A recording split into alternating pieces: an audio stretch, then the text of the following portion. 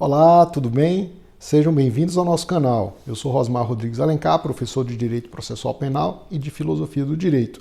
Hoje nós vamos diferenciar as inferências probatórias, inferências dentro do campo da prova penal e que pode se relacionar com o nome de constatação. Constatação é aquele primeiro exame que um juiz pode fazer a respeito da base material, da base empírica, da base observável e captável pelos sentidos.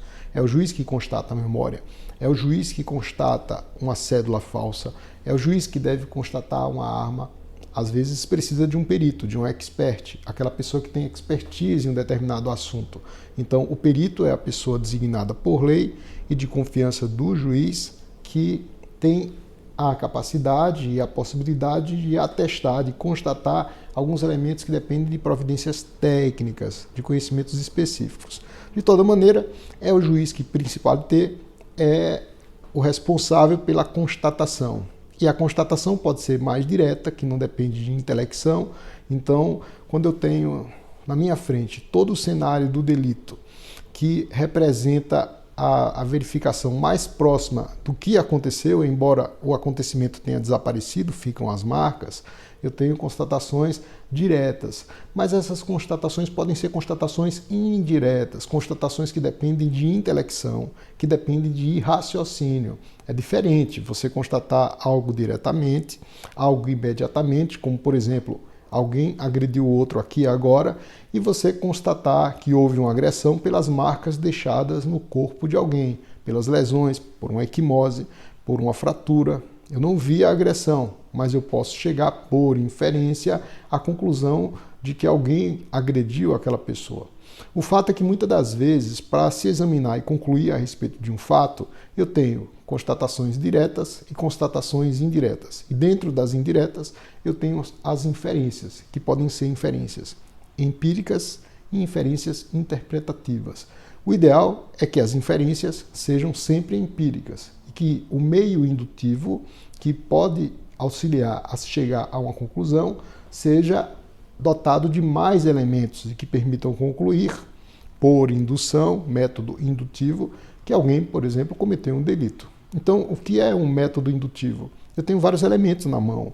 Eu tenho impressões digitais, eu tenho lesões, eu tenho um instrumento contundente ou uma faca, eu tenho elementos como cédula falsa, o próprio corpo, que pode ser vítima de um homicídio, ou pode ser um corpo vítima de um crime sexual. Eu tenho como constatar diretamente, mas nem sempre eu tenho todos esses elementos. Mas em havendo vários elementos que me permitam concluir que foi alguém que cometeu aquela infração penal, eu tenho uma constatação mediante um método indutivo, uma constatação que depende muitas das vezes de verificação direta e muitas das vezes de inferências. Então, as inferências são relacionadas ao método indutivo. Essas inferências, quando dispõem de muitos elementos empíricos, são denominadas de inferências empíricas. No entanto, quando eu não tenho tantos elementos empíricos e dependo muito da minha imaginação, da capacidade criativa, como eu tenho apenas, por exemplo, impressões digitais e acabo concluindo que alguém cometeu um crime simplesmente porque foi encontrada a impressão digital em um local que ele sempre frequenta, essa inferência ela pode ser classificada como inferência interpretativa. E por quê? Porque eu não tenho muitos elementos empíricos. Eu preciso muito mais da imaginação do intérprete. E aqui eu posso designar formas de cognição que o ser humano pode ter a respeito de algo. E isso diz muito respeito a respeito dele próprio, do ser humano. Ou seja, o ser humano tem capacidade de memorizar o que aconteceu. Quando nós estamos falando a respeito do que aconteceu e capacidade de memorizar, é algo que se relaciona com a inferência empírica ou com a simples constatação direta. Ele é capaz de memorizar, mas o ser humano é capaz de imaginar. Ele tem pouca coisa na mão, mas chega à conclusão, a partir de uma criação, de uma realidade, de que algo aconteceu de determinada maneira.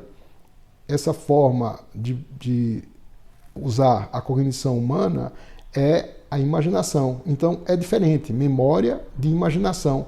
Por outro lado, ele tem a capacidade de sentir a capacidade sensitiva, a possibilidade de, por intermédio de seus sentidos, ter conhecimento de algo que aconteceu no mundo fenomênico.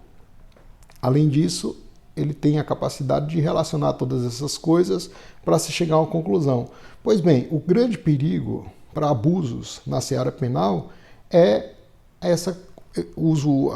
a possibilidade de usar a imaginação contra a realidade, ou os exageros interpretativos que ampliam a imaginação, apesar da ausência de elementos empíricos.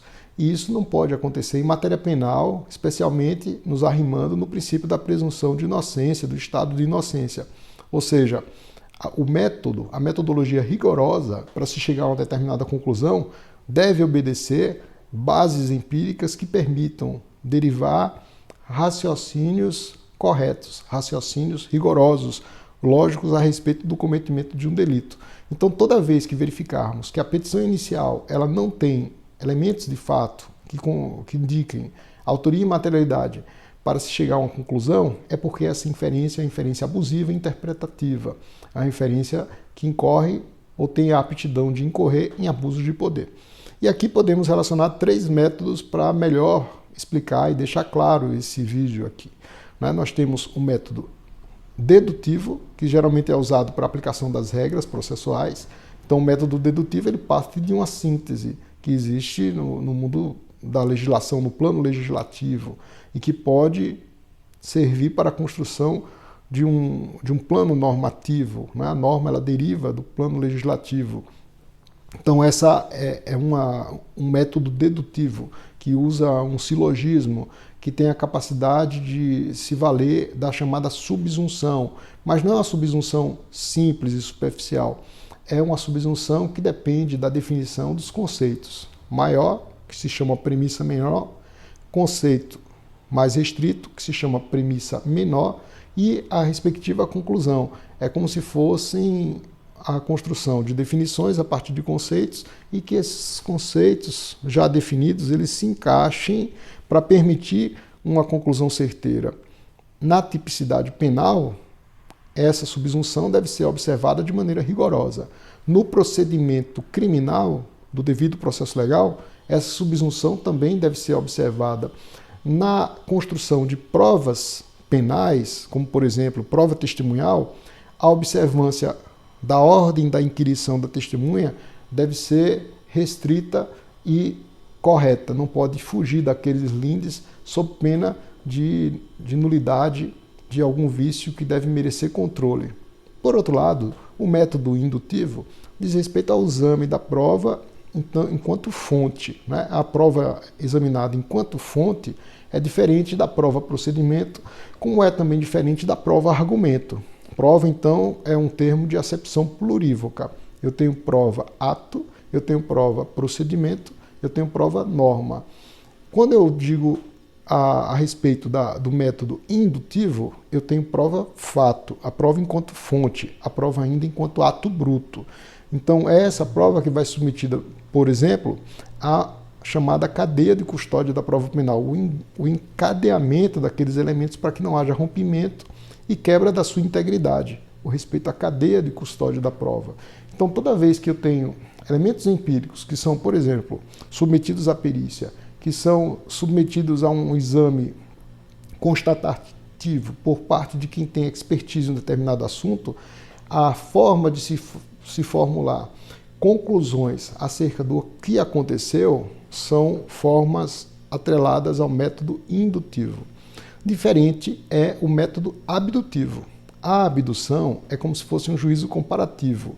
Ela parte da invenção, observem aqui o risco para o processo penal, ela parte da invenção da premissa maior, como um método de adivinho, uma espécie assim daquelas brincadeiras de o que é, que você tem uma narrativa e a partir daí você exagera na inferência interpretativa para se chegar à conclusão de que alguém cometeu um delito. Então, no âmbito de lavagem de dinheiro, você pode acusar alguém porque ele estava caminhando numa determinada avenida com uma mala. E aí você diz, bom, aquela pessoa que estava com uma mala é uma pessoa que trabalha com tal atividade. Quem trabalha com tal atividade, não todo mundo, é ligado a delitos da seguinte espécie. Então, aquela pessoa cometeu um crime de lavagem de dinheiro porque tinha dinheiro dentro da mala. Vejam que a minha conclusão sobre ter dinheiro na mala daquela pessoa é algo fruto da minha imaginação. Eu não tenho elementos empíricos, elementos que estão ali na minha frente para que eu possa constatar. Eu não tenho. Não é uma inferência, então, um raciocínio que eu faço e que possa se classificar dentro das denominadas inferências empíricas. Não, ela depende muito mais da minha imaginação do que da minha memória. Ela depende muito mais da minha criação enquanto um sujeito com fertilidade de pensamento do que propriamente da minha percepção de sensibilidade e nas relações que eu posso fazer acerca dos elementos empíricos que eu constatei. Tá? Quem chegou até aqui nesse vídeo sobre inferências probatórias que se inserem aí no nosso playlist que trata da prova penal, meu muito obrigado. Não esquece de deixar o like no vídeo se gostou, de compartilhar com os amigos, de se inscrever no canal e apertar no sininho para receber as atualizações. Eu lembro que também temos materiais aí disponíveis. Quem quiser se inscrever tem um link, né, de materiais que nós enviamos digitalmente. Também o nosso curso de Direito Processual Penal em conformidade com a teoria do direito está bem explicado nos vídeos que colocamos. Então tem um curso completo com 41 vídeos aqui no nosso canal e que seguem a sistemática do nosso livro publicado pela editora Noesis, que leva o mesmo nome, tá?